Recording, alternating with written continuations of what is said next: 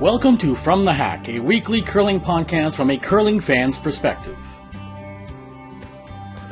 Welcome to the very first edition of From the Hack. My name is Frank Rock, and after several years of reading and listening to curling podcasts from the perspective of the traditional curling media or from the perspective of the high-level curlers themselves, we thought it was time for a curling podcast from a fan's perspective.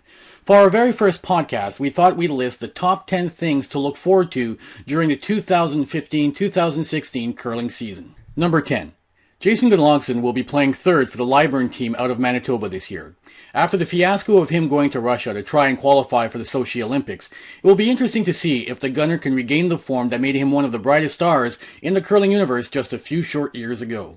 Number 9. It will be interesting to see whether or not the Tier 1 and Tier 2 system created for the new Tour Challenge Grand Slam event in Paradise, Newfoundland this year will prove to be popular with players and fans. It is certainly a good way to get more teams exposure to high-level curling, but one wonders if it might not have been best to have a play-in where a few of the Tier 2 teams could have qualified for the Tier 1 spiel and get a chance to play some of the top teams in the world. Number 8. There is no doubt that the sport of curling is growing internationally, and one can easily see that when you look at the World Curling Tour year-end rankings last year, where 6 European teams were in the women's top 10.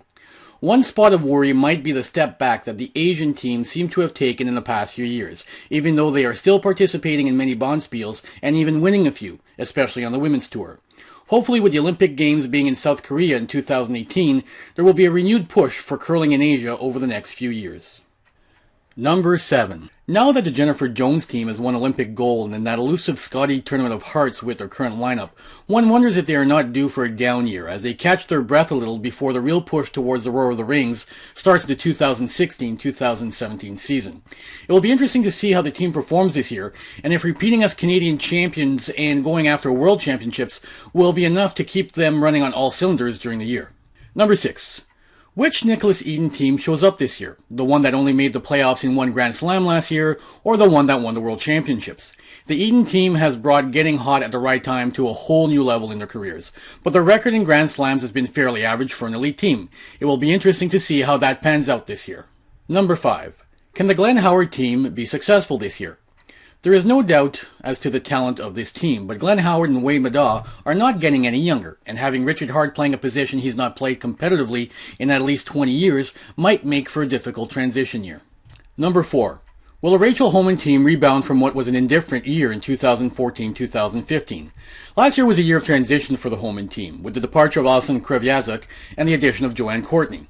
The team did finish third both in the World Tour rankings and on the money list, but won only one bonspiel, which had to be disappointing for a team that enters each bonspiel with every intention of winning it. Number 3. What a strange, wonderful ride it was for John Morris, Pat Simmons, and the rest of Team Canada last year. After losing their skip, having an average year at best, and after starting the Brier like a team that did not belong there, a midweek switch that put Pat Simmons at the skip position and John Morris at third turned things around dramatically and led them to another victory in the Brier. It will be interesting to see if Team Canada's limited schedule will lead to another mediocre year on the World Curling Tour, and if they can repeat their success once they get to the Brier. Number 2. This year will mark the third year in a row that Chelsea Carey will be playing with 3 new teammates. Being a gun for hire is good if you can have the immediate impact on your new team and help them to great things the way John Morris has done throughout his career. Ms. Carey is joining an experienced team that can potentially help her to achieve her dreams of winning a Scotties and of going to the Olympics. Luckily, Ms. Carey and her team still have a lot of time to develop the cohesion necessary to help them in their push towards qualifying for the Olympics in South Korea. Number 1. Is this the year that the Mike McEwen team finally makes it to the Brier?